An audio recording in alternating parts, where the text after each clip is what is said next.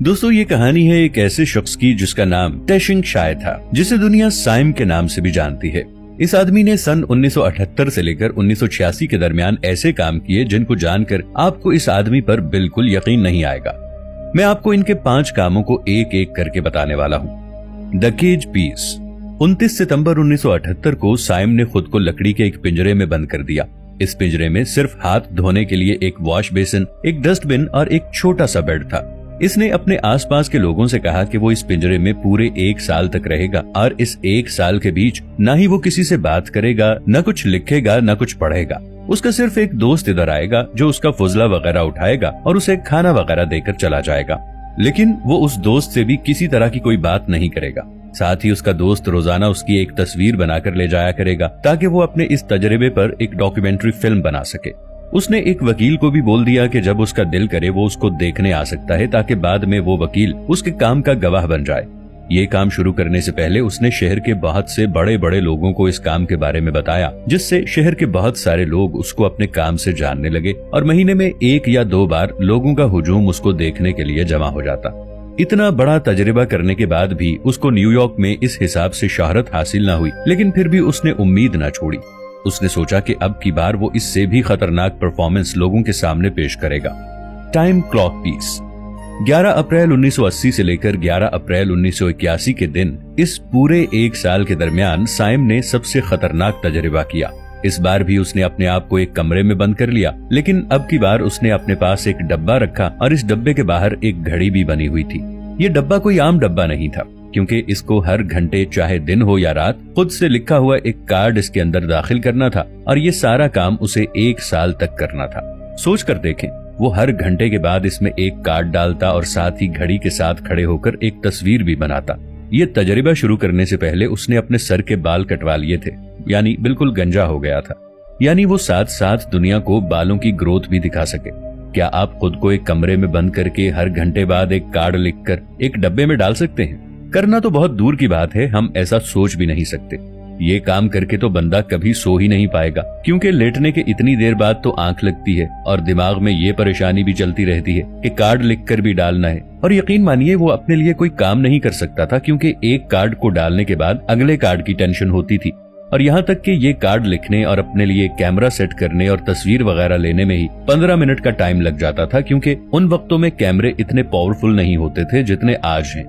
उसका ये प्रोजेक्ट पूरा होने के बाद उसने पूरे 6 मिनट की एक वीडियो बनाई, जिसमें उसने क्लिक की गई हर तस्वीर को टाइम लैप्स में दिखाया। और क्या आप इस बात पर यकीन करेंगे कि इस वीडियो में साइम ने तकरीबन 8600 फोटो क्लिक की थी। हम इस वीडियो में साफ तौर पर उसके बालों को बढ़ता हुआ देख सकते हैं। साथ ही हम बेशक ये वीडियो 6 मिनट में देखकर आगे निकल जाएंगे, लेकिन इस वीडियो को बनाने में एक आदमी ने पूरा 1 साल मेहनत की है। ये आदमी यही नहीं रुका, इससे अगले चैलेंज में उसने इससे भी ज्यादा खतरनाक काम किया। The outdoor piece. 26 सितंबर 1981 से 26 सितंबर 1982 तक साइम ने खुद को चैलेंज किया कि वो 1 साल तक पूरे न्यूयॉर्क शहर में खुले आसमान तले ऐसे ही रहेगा। इसका मतलब यह है कि वो किसी भी बिल्डिंग में नहीं जा सकता था। इसके अलावा ना ही वो किसी गाड़ी में, ना ही किसी जहाज में, ना किसी कश्ती में, यहाँ तक कि वो ना ही किसी टेंट में खुद को लेकर जाएगा।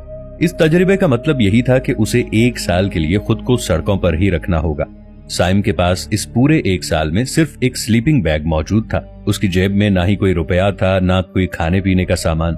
लोग उसे इस तरह से सड़कों पर पड़ा देखकर उसे कुछ पैसे भीख में दे दिया करते थे, लेकिन वो उन पैसों को इस्तेमाल कैसे करे, क्योंकि सामान लेने के लिए उसे दुकानों के अंदर दाखिल होना पड़ेगा, जबकि वो ये काम नहीं कर सकता था।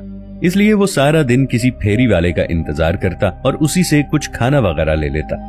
आपको बता दूं कि सन 1981 में जो सर्दी न्यूयॉर्क शहर में पड़ी थी, उसका रिकॉर्ड आज तक नहीं टूटा।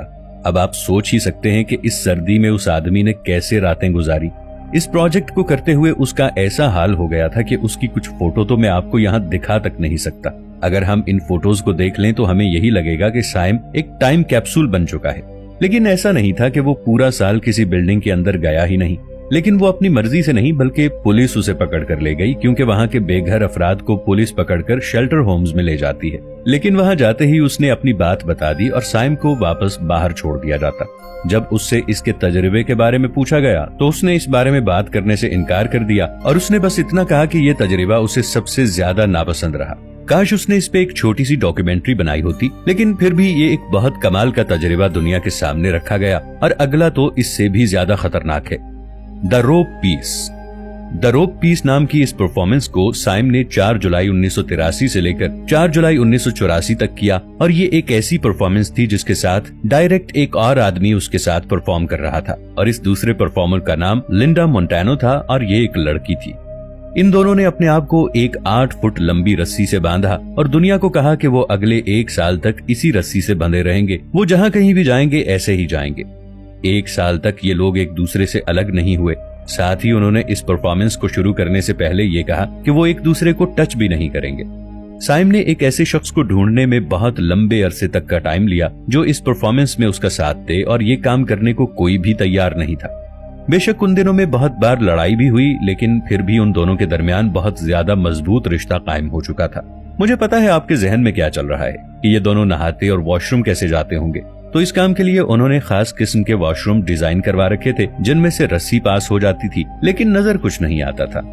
नो आर्ट पीस, ये था फाइनल टास्क जो कि साइम ने किया। बेशक वो अपने इस टास्क को सबसे आसान समझता था, लेकिन मेरे लिए ये चीज आसान नहीं है। 1 जुलाई 1985 से लेकर 1 जुलाई 1986 तक साइम ने दुनिया को कहा कि वो किसी भी आर्ट में अब हिस्सा नहीं लेंगे, ना ही आर्ट से मुताल्लिक किसी से बात करेंगे, ना ही वो कोई आर्ट बनाएंगे, ना किसी आर्ट गैलरी में शिरकत करेंगे। अब आप खुद सोच कर देखें कि आप जो काम करते हो उसके मुतालिक लोगों से न मिलें, न बात करें, आर तो आर वो काम करना ही छोड़ दें तो आपको कैसा लगेगा।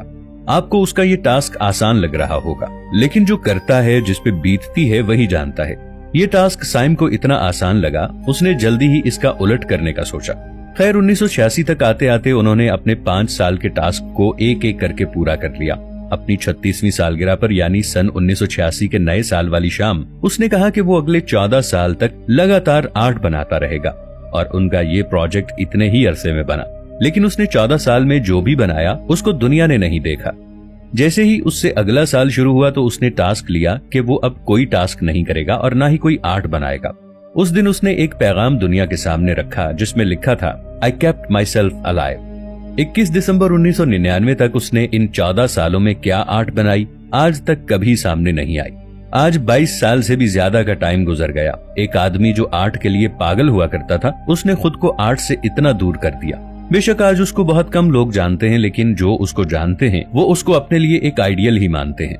लोग बड़े बड़े एग्जीबिशंस में उनको बुलाते हैं। उनकी एक वेबसाइट भी है, अगर इसको ओपन करें तो ये लिखा हुआ नजर आएगा, life is a life sentence, life is passing time, life is free thinking.